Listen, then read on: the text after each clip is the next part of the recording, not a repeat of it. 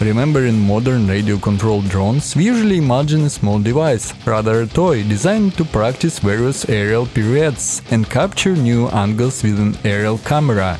In most cases, this is something quite neat, medium in size and with a nice design. Therefore, the phrase military quadcopter, drone, and even more so the frightening abbreviation UAV is rather bewildering and misunderstanding. Is it possible to use such machines for such serious purposes? Today we will answer this question. Hello, Newsoldier in touch, let's start! Modern technologies are developing rapidly. Modernized motors, power systems, batteries, navigation equipment and heavy-duty onboard computers appear. Ultra-modern quadcopters are strikingly different from their toy ancestors. They are able to fly both during a torrential downpour and in the heat, lifting quite solid loads on themselves. Particularly interesting are the concepts of new devices, which should be much smaller, almost pocket-sized. Such diminutiveness will allow them to be used for reconnaissance purposes indoors, as well as in low light conditions. There are already working prototypes, and the only thing that prevents such combat quadcopters from being put into mass production is insufficient battery life, which is difficult to increase using existing technologies. For the US military, drones have already become the norm and are used as an effective tool for combat operations. It's hard to even imagine what a powerful weapon they will be able to get when the same problem of battery life is solved. But the plans for 2020 include a four-fold increase in the number of quadcopters. Should Russia plan a similar move? How do you think? Leave your comments below the video. The combat use of quadcopters so far most often includes reconnaissance, but it is quite possible to use them in form of a full-fledged weapon. The active use of such technologies is fraught with many threats. For example, getting killer drones into the hands of terrorists can create a real problem even for developed countries, not to mention their use in third world countries. So, in 2017, terrorists began to widely use drones for attacks in Iraq. Copter bombers did not allow to recapture western Mosul from the militants of the organization Islamic State, banned in Russia. Terrorists have learned to drop grenades from quadcopters. The drones took off to a height of about 300 meters and from there hit the target with very high accuracy. Militants attacked civilians and humanitarian workers with help of drones, even in areas not under their control. The Iraqi military said at the time that they were easily coping with a new obstacle to the liberation of the city. They shot down enemy quadcopters with rifles and other drones. Yes, the war has changed. Today the advantage in it is given to countries that are armed with combat drones. Unlike civilian drones, military drones can reach large sizes. There are structures weighing several tons, capable of spending more than a day in the air. The devices are reconnaissance and attack. Reconnaissance drones began to be developed back in the 30s to 40s the last century. The pioneers were the United States, the Soviet Union, Great Britain and Nazi Germany. At the same time, the first reconnaissance UAVs were launched. They became widespread during the Cold War. At the height of the Caribbean crisis, the United States monitored the deployment of Soviet missiles in Cuba using remotely controlled aircraft. The debut of combat drones took place much later, in 1999, during the NATO intervention in the Balkan Peninsula. It was the first time when the legendary Predator drones with Hellfire missiles on board were used. These drones are still actively used by the US Army. They have demonstrated the ability to recognize target at a great distance and transmit a picture of the battle thousands of kilometers away to operators who carry out remote control. Achievements and sacrifices.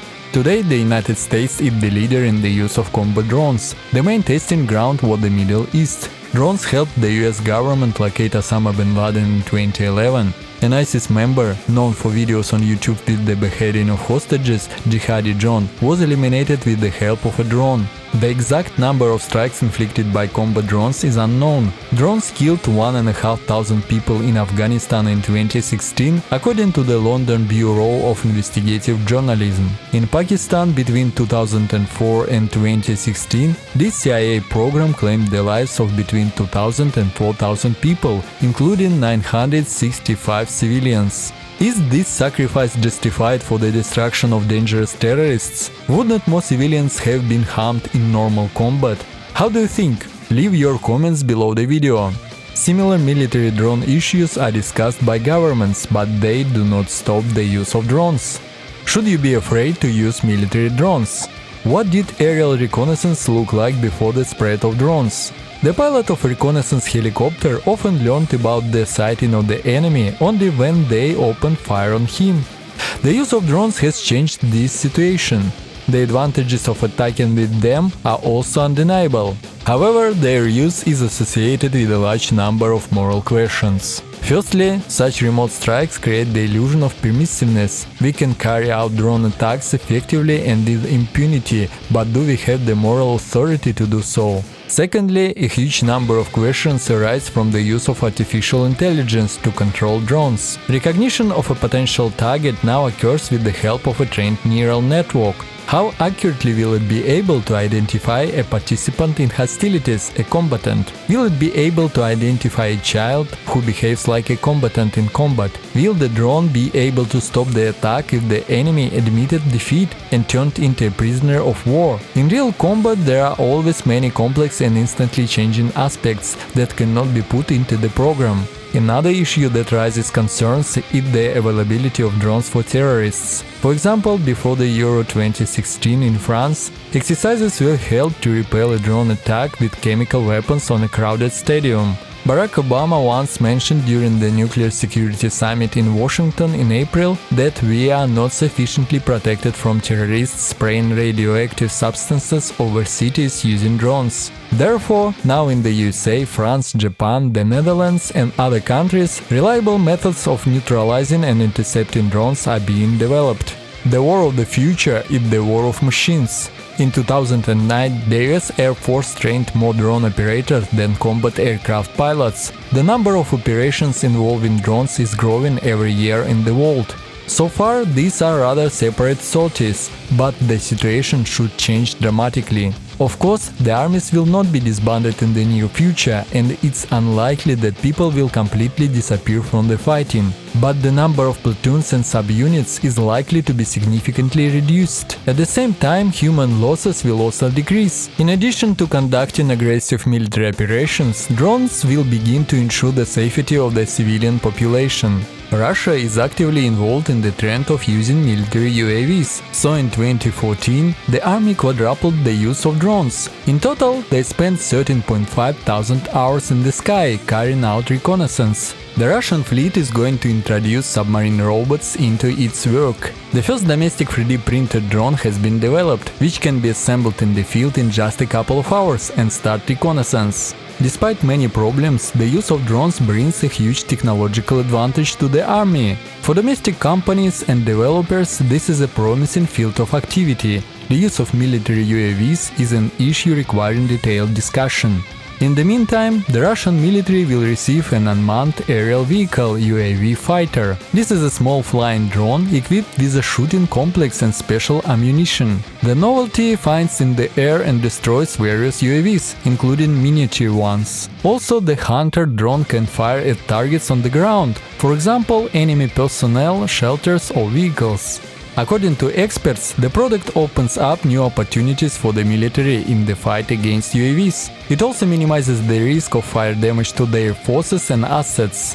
According to the Russian Ministry of Defense, the Hunter drone is already being tested. Based on results, a decision will be made on the adoption of the product for service. Its main task is to search for and destroy enemy UAVs, primarily quadcopters. For the first time, the novelty was presented at the end of the summer of 2017. The drone Hunter was exhibited in the closed part of the exhibition forum Army 2017. Little is known about the novelty. This is a small aircraft. Unlike most UAVs, it is launched into the air not with the help of a catapult, but starts vertically. The dimensions of the Hunter drone allow it to be carried by a team of several people, as well as transported by car. Thanks to this novelty, it will be possible to quickly deploy and cover troops from enemy drones. The main caliber of the drone Hunter is a shooting complex with special ammunition. They are blown up near the target and hit enemy drones with shrapnel. If necessary, the novelty can also open fire on ground targets, manpower and equipment. The Hunter detects targets using an optoelectronic system. It works day and night in any weather. The drone destroyer can patrol and destroy targets both automatically and manually.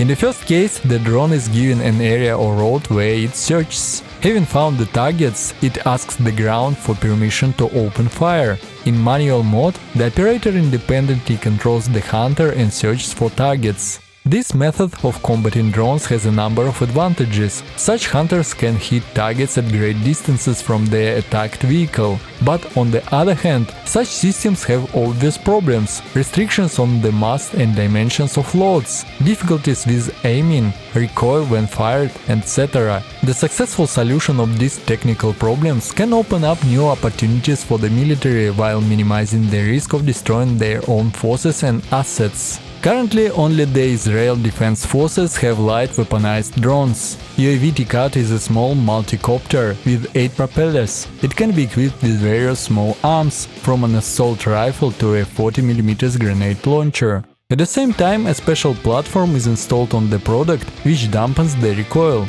The task of T-Cut is to search for and destroy targets in urban areas. That's all. Our today's material was filled with information about quadcopters, drones and UAVs. Are you interested in this topic? Leave your comments below the video. Don't skimp on likes and be sure to tell your friends about us. Until we meet again and interesting stories. Narrated by Maxim Nikulin for Newsoldier channel.